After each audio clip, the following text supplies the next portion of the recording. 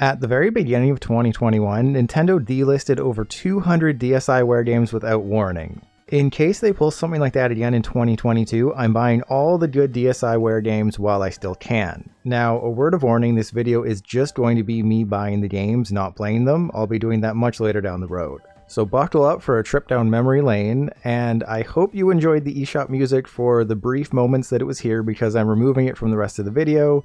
Yes, it's fun for a bit, but after listening to it for 20 minutes straight, you begin to question your sanity. Let's kick things off by going to the most popular DSiWare games and buying what the most popular game is, Mario vs. Donkey Kong Minis March Again. It's $8, the first of a few $8 games I'm buying, and apparently it's just really good. I could get a Mario vs. Donkey Kong game physically on DS for about $15 to $20, but then I wouldn't have an intro to this video. And I felt it was only right to buy the most popular DSiWare game ever made. And funnily enough, the second most popular DSiWare game is Plants vs. Zombies, but I won't be buying mobile games today that work better on mobile, so it's not on my list. And rounding out the top 5 most popular DSiWare games of all time is Photo Dojo, Mario Clock, and Cut the Rope.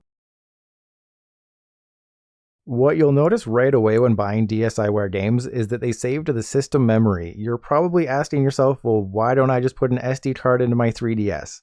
That is a very smart question, but you're forgetting that this is Nintendo. In order to play DSiWare games on your 3DS, they have to be on the system memory, and the system memory can't be expanded and it can only hold a certain amount of games. Luckily, you can move DSiWare games to an SD card and back it up to free up space when necessary. It's just an annoying decision that means I'll have to back out of the eShop, transfer some games to the SD card, and then re-enter the eShop to buy more games. And if you do copy games to the SD card to free up space on the system memory, they disappear from your 3DS home screen until you copy them back to the system again. It's just a fun, super fun process. Part of the reason why I have limited space already is because I previously bought Aura Climber and Starship Defense, and I did pick up Zelda 4 Swords Anniversary Edition way back in the day when I think it was offered for free. So those won't be shown off today since I already own them. Additionally, there's several other games considered the best that I won't be getting today. In the case of Alpha Bounce and Pop Island, they aren't available anymore, at least anywhere I could find, and Zelda 4 Swords is also unavailable, so it's very lucky I got it when I did. On top of all that, 2 of the best games on the platform, Cave Story and Shantae Risty's Revenge, they've been ported elsewhere a million times, so it doesn't make sense to buy them on DSiWare. That being said, Dark Void Zero is one of the rare games on DSiWare that saw ports that I am buying. It was only ported to iPhone and Steam, and it appears the PC version had some weird DRM issues for several years. Anyways, I'm buying it because you can't get it on a console. I just didn't want to spend all my money on games I could get on Switch or PlayStation or something. I just want to celebrate DSiWare experiences that are tough to find elsewhere. Speaking of, we have Photo Dojo, a cheap little $2 game. It apparently is tons of fun and is consistently mentioned on all the best of lists that I saw. After all, who doesn't want to create a fighter based on themselves featuring your own voice talents? This game looks hilarious and I can't wait to play it. For the Dota Go franchise, there's 3 Dota Go games on DSiWare, Dota Go at $8, Dota Go Challenge at $5, and Dota Go Robo at $2. I'm going with the most recent, most simplest, most cheapest one in Dota Go Robo because apparently the other 2 can get real confusing real quick, and as you can see from the trailer, it's in the same vein as Mario vs. Donkey Kong, though it does appear to be a bit more fast-paced. I actually didn't dig too deep into Dragon Quest Wars. It's from Intelligent Systems, the makers of Advanced Wars, and it has Wars in the name. For $5, it just needs to be somewhat good and I'll really enjoy it. And yes, I agree that it's weird to have the trailer in Japanese on the English eShop. And while the game looks nothing like I expected from this trailer, it's too late now. I'm buying it. I'm in. I'm all in on Dragon Quest Wars. I don't care. It's going to be great. I hope. Please be good. Please. Metal Torrent wouldn't normally qualify for a purchase in this video because the critic reviews aren't great, but for whatever reason, maybe it is actually good, people on Metacritic reviewed the crap out of it and it's one of the highest user-rated DS games of all time. If you've played it, please let me know what to expect because I barely did any research on it. You see the trailer that's playing? Yeah, this is the first time I'm seeing the game and I'm buying it regardless. I'm going to take a wild guess and say it's a shmup. Whenever I looked up a Reddit or a blog post about the best DSiWare games, Mighty Flip Champs was always included alongside Cave Story and Shantae. The sequel, Mighty Milky Way, released later and didn't get nearly as much attention, so I'll just go with the original for $8. I'm sorry for the terrible quality of the trailer, but I guess Mighty Flip Champs utilizes both screens heavily, and if they only focused on one screen, you wouldn't get a very good idea of what the game is about. So that's why it just looks horrible. And if you're wondering, yes, these games are in the same series as Mighty Switch Force. There's several art style games on DSiWare, most receiving high praise, so I knew I had to buy at least one. After painstakingly reading each review for each game, I settled on 2, Digidrive and Piktobits. I wish I could tell you a lot about these games, but I don't want to know every single thing about every single title. I want to be surprised when I play them for the first time, and the reviews were almost all positive across the board for these ones, and they did also have the highest appeal to me. Now that I've actually watched the trailer for Digidrive though, I'm not interested. Piktobits definitely, it seems to be Tetris with an NES twist, but Digidrive looks super basic. If I'm wrong, please tell me in the comments and I might still buy Digidrive if the DSi shop is still running, but for now I'm passing on it. Next up we have Crystal Monsters, the 16th most popular DSiWare game. It's very clearly inspired by Pokemon. I wasn't actually going to buy it because the reviews say it's trash, but then I watched the trailer and saw that you can take a picture of your face and put it on one of the Pokemon. That alone is worth the $5 price tag, I hope.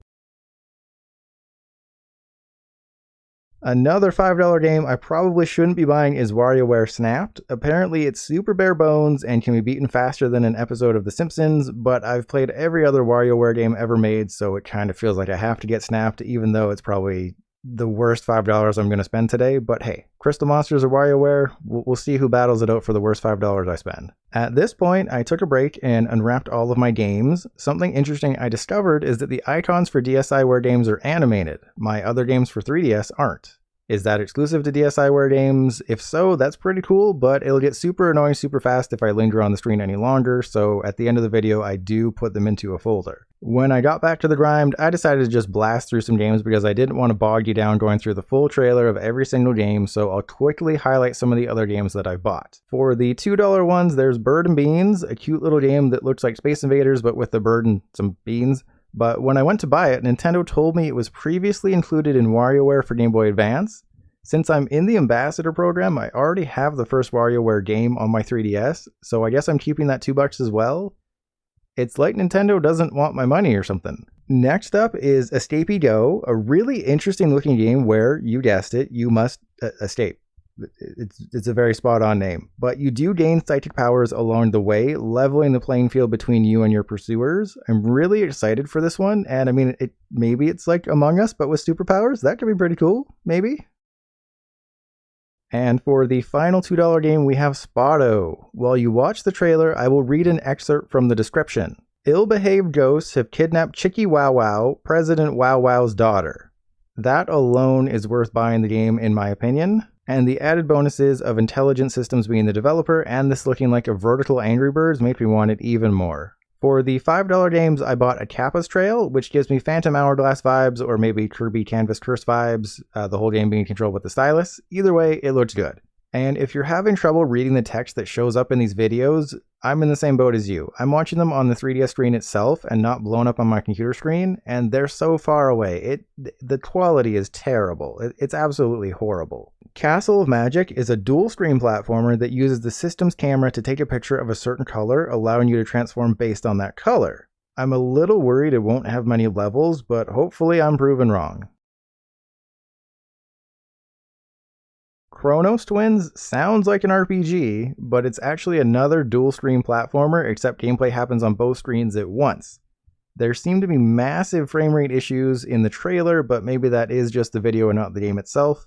Either way, I'm going to find out because I spent $5 on it. Maestro Green Groove is a musical platformer game that uses the touchscreen and maybe buttons to control the lead character. I don't know, it's really tough to tell from the trailer, but this is just another one of those interesting games I had to buy to show off the DSiWare's legacy. Number Battle was a last-minute addition to this list. Someone on a random post about DSiWare games said it's the greatest thing since sliced cheese.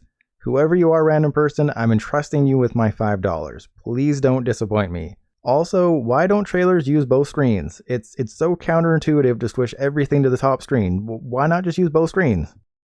Soul of Darkness is the final $5 game I'm buying. It's a Castlevania clone from Gameloft, who has made several of the games I bought already. I'm a huge Castlevania fan, so done right, this could easily be my favorite DSiWare game. Done improperly, it could be my most disappointing.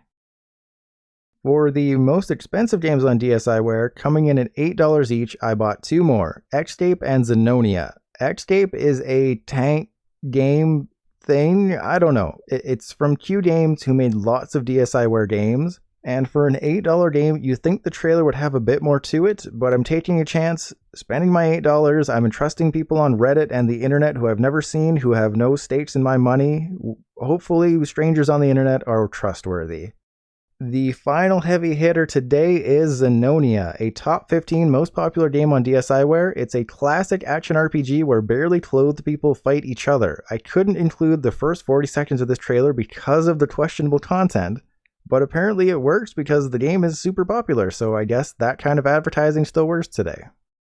Even though I have now hit the $100 mark, I am not done yet. If you look at the final games to come out for DSiWare, something called the GG series will inevitably pop up. They made a bunch of these, but I only ever saw one actually mentioned in top DSiWare lists, and that's Ninja Karakuri Den, which is $2. I should probably be worried about the lack of a trailer, but who cares? It's just money, right? Who needs money? Money's not important. Video games are. Now, this is where a bit of a pet peeve of mine comes to light. I know the DSiWare service is super old, it'd actually be a teenager right now, but so many reviews for DSiWare games I saw would say something like, the game's pretty bare bones, but it's only $2, so why not get it? In today's day and age, money has nothing to do with game purchases, or at least it shouldn't. It is time. Your time. That is the most important thing. That's why all free-to-play games aren't immediate successes. People want good games first, and they worry about the price second. I've spent $90 on games I hated, and $1 on games I played for countless hours, and free games don't even mention free games. I've wasted hundreds of hours on free games. Maybe back in the day you take a chance on a cheap game, but nowadays I just want a game that I'll enjoy for weeks. And who cares how much it costs? You know, the cost per hour goes down the more you enjoy a game, so who even cares about price at this point? And I know it wasn't very long, but that ends my price rant. I used to take price into account when it came to games, but now in my old age, my super old age, I'm more concerned about how much I'll enjoy a game than how much it costs, and I think that's kind of the way everyone should look at it. Quality over price. That is the sum up of my rant here. And the moment you've all been waiting for. It seems only fitting to save Crazy Train for last, since it's the final game released for Nintendo DS and DSiWare all the way back in January 2016. A whopping $2. I mean, you're seeing the same screenshots I am. There's also no trailer for Crazy Train. Is no trailers a thing for later DSiWare games or something? Or did I just happen to look at two games that randomly don't have trailers? Unfortunately, to stay at around the $100 threshold I set myself, before taxes of course, freaking taxes, I had to make a tough choice and not buy SteamWorld Tower Defense. It's the first game in the SteamWorld franchise, but it just wasn't special enough to make the cut. I have too many Tower Defense games on my phone, and I don't think I'd be able to give it a fair assessment. I also thought about buying one of the 5-star games with one review, like Working Dog's Rivet Retriever, as a joke, but ultimately passed. What I did do, because I am still a crazy person, is arrange the games by user rating and scroll all the way to the bottom. At the end of page 17, I found two games with a 1-star rating, Crazy Hunter and Professor Lexi's Mega Words. Without even watching the trailer for Mega Words, I knew Crazy Hunter was my perfect match. Nintendo Life even gave it a 1 out of 10. I had found it the worst game ever made for DSiWare. I will 100% make a video about this and lose my sanity in the process. You are welcome, future me. And that is the end of my insanity-fueled trek through the DSiWare shop. I bought 23 games and spent over $110 after taxes, and I won't even make any money from this video because I don't have 1,000 subscribers.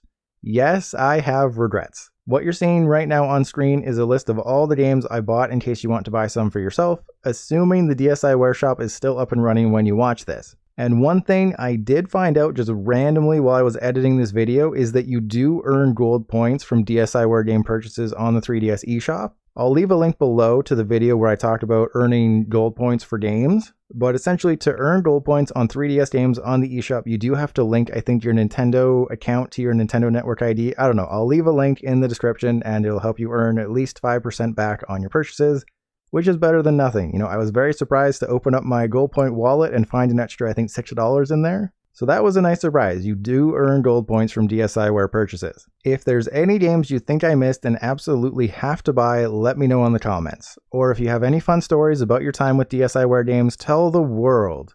Because before you know it, these games will be lost forever and all you'll have are memories. Thanks for watching.